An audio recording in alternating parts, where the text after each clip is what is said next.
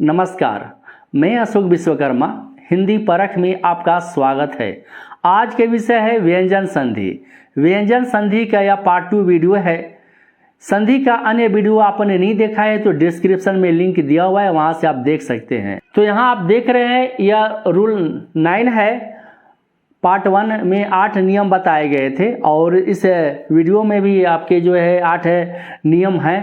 तो नवा जो रूल कह रहा है कि स्वर के बाद छ आता है तो छ से पहले च जुड़ जाता है, यानी छ से पहले च का आगम होता है। तो स्वर क्या होता है? अ, आ, ह्रस्व ई, दीर्घ ई, उ, ए, ऐ, औ, ये सब क्या है? ये स्वर है। तो स्वर के बाद छ आता है तो छ से पहले च जुड़ जाता है। उदाहरण से समझते हैं तो वी जोड़ छेद बराबर विच्छेद। कैसे हुआ? यहाँ वी का वर्ण विन्यास करेंगे तो ये जो वी है यहाँ पर ह्रस्व ई की मात्रा है। यही ह्रस्व ई क्या है? ये स्वर है और इसके बाद छ आया है तो इसलिए यहाँ पर च जुड़ गया है। इसी प्रकार अनु जोड़ छेद बराबर यहाँ पर ह्रस्व उ की मात्रा है, ये ह्रस्व उ होता है यहाँ पर, और ये है छ है। तो स्वर के बाद जब छ का आगम होता है तो क्या होता है? च यहाँ पर जुड़ जाता है। इसी प्रकार आ जोड़ छादन बराबर आच्छादन, स्व जोड़ छंद बराबर स्वच्छंद, छत्र जोड़ छाया बराबर छत्र छाया। यहाँ पर दो निकटतम वर्णों का संधि किया गया है। यदि इन सारे शब्दों का संधि विच्छेद करना हो तो क्या होगा? तो यहाँ पर देख रहे हैं छ से पहले च आया है तो च का यहाँ पर लोप हो जाएगा तो वे जोड़ छेद होगा। इसी प्रकार यहाँ पर छ से पहले च आया है तो च का लोप हो जाएगा, यानी हट जाएगा, तो अनुजोड़ छेद होगा। इसके बाद रूल 10वां क्या कहता है? सम के बाद क्री धातु हो। सम के बाद क्री धातु। क्री धातु का मतलब है कृत, कार और करण। तो क्या होता है? स मध्य में आ जाता है, बीच में आ जाता है। किसके बीच में आएगा? सम और कृत या कार या कर्ण के बीच में आ जाएगा। ये दंत स जो स्वर रहित है, आधा स है, और ये म का अनुस्वार हो जाता है। यहाँ जो म देख रहे हैं वह उसका क्या हो जाएगा? अनुस्वार। उदाहरण से समझते हैं, सम जोड़ कृत, तो यहाँ पर देख रहे हैं ये जो म है उसका अनुस्वार हो गया यहाँ पर। और इसके बाद सम और कृत के बीच में क्या आ गया? यहाँ पर दंत स आ गया जो स्वर रहित है, आधा दंत स है। तो सम जोड़ कृत बराबर संस्कृत। इसी प्रकार सम जोड़ कार, तो यहाँ पर क्या देख रहे हैं? सम के बाद यहाँ पर कार के बीच में क्या आ जाएगा? ये दंत स होगा, आधा स होगा, और ये म का हो जाएगा अनुस्कार। तो सम जोड़ कार बराबर संस्कार, सम जोड़ कर्ण बराबर संस्करण।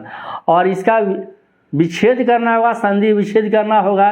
तो देख रहे हैं यहाँ पर कृत कार कर्ण के बाद दंत स आया है तो हट जाएगा दंत स और अनुस्वार का क्या हो जाएगा? म हो जाएगा, तो सम जोड़ कृत होगा। इसके बाद रूल 11वां क्या कहता है?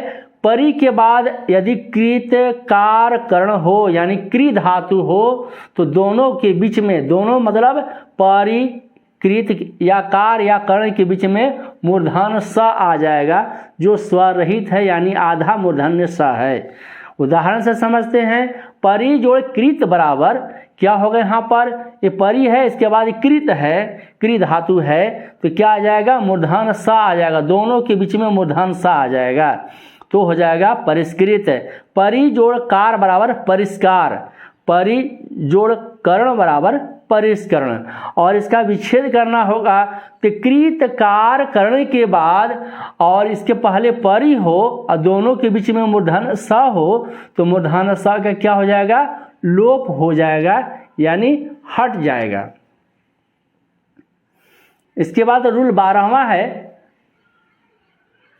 री र या मूर्धन्य स के बाद न आए तो न का क्या हो जाता है? ण हो जाएगा। यही जो न है वह टवर का पंचमाक्षर हो जाएगा।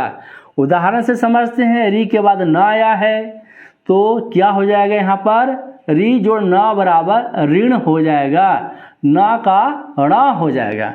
परि जोड़ नाम बराबर र है, र के बाद यहाँ पर न आया है तो क्या आ जाएगा? न का क्या हो जाएगा? ण हो जाएगा, यानी टवर का पंचमाक्षर हो जाएगा परिणाम होगा।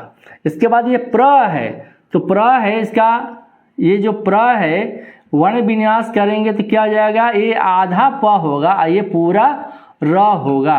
यही जो र है और इसके बाद क्या है यहाँ पर न आया है, तो हो जाएगा यहाँ पर प्र जोड़ मान बराबर प्रमाण, हर जोड़ न बराबर हरण, र के बाद न आया है तो ण हो गया, राम जोड़ आयन बराबर रामायण। इसके बाद है सोस जोड़ न, मूर्धन स के बाद क्या आया है, न आया है, तो क्या होता है, ण हो जाता है, न का ण। नियम में देख रहे हैं री र या मूर्धन स के बाद न आता है तो न का क्या हो जाएगा, ण हो जाएगा।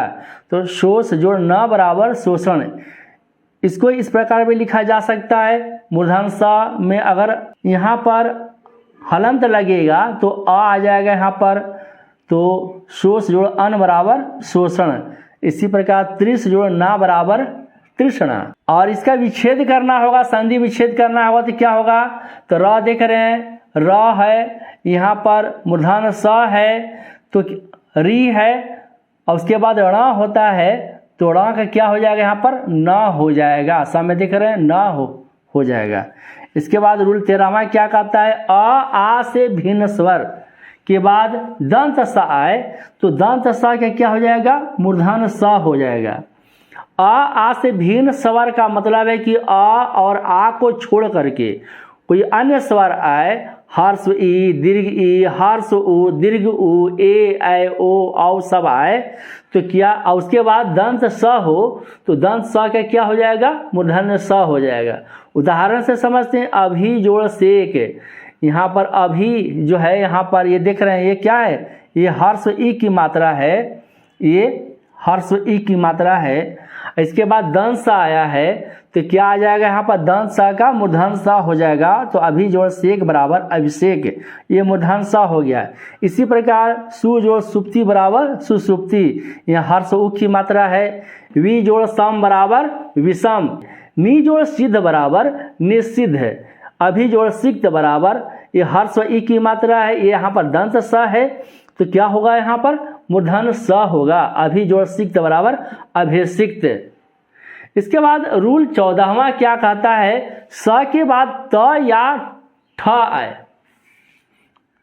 रूल 14वां कह रहा है स के बाद त आए तो त का ट हो जाता है या ठ हो जाता है। उदाहरण से समझते हैं, प्रिस, यहाँ पर हलंत लगा हुआ है, इसके बाद त आया है तो ये जो त है वह किस में बदल जाता है, ठ में बदल जाएगा, तो पृष्ठ जोड़ त बराबर पृष्ठ, ये हलंत लगा हुआ है तो यहाँ पर पाई हट गया। इसी प्रकार इस जोड़ त बराबर इष्ट, दूस जोड़ त बराबर दुष्ट।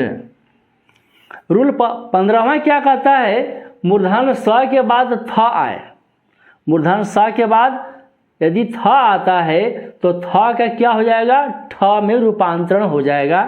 तो यहाँ देख रहे हैं मूर्धन स है, आधा मूर्धन स है, स्वर रहित है, इसके बाद थ आया है तो थ का रूपांतरण परिवर्तन किस में होगा, ठ में होगा।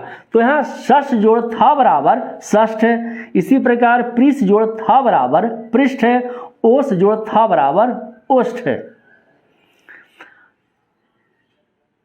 व्यंजन संधि का अंतिम रूल क्या है, वह है न या म के बाद स्वर है, यहाँ न और म स्वर रहित है, यानी आधा है, हलंत चिन्ह लगा हुआ है, इसके बाद कोई स्वर आता है, आ हर्ष ई, दीर्घ ई सब आता है तो संयुक्त वर्ण में परिवर्तित हो जाता है। उदाहरण से समझेंगे, आन जोड़ अंत बराबर अनंत, कैसे होता है, तो यहाँ पर देख रहे हैं ये न आया है, आधा न है, इसके बाद अंग है, यहाँ पर ये आ है, यहाँ पर तो क्या हो जाएगा, इसमें ये इसमें आकर जुड़ जाएगा, तो ये आधा न, इसके बाद ये है ये, तो इसमें आकर ये जुड़ेगा तो क्या हो जाएगा, और यहाँ अनुस्वार आ जाएगा, तो यही हो जाएगा यहाँ पर अनंत।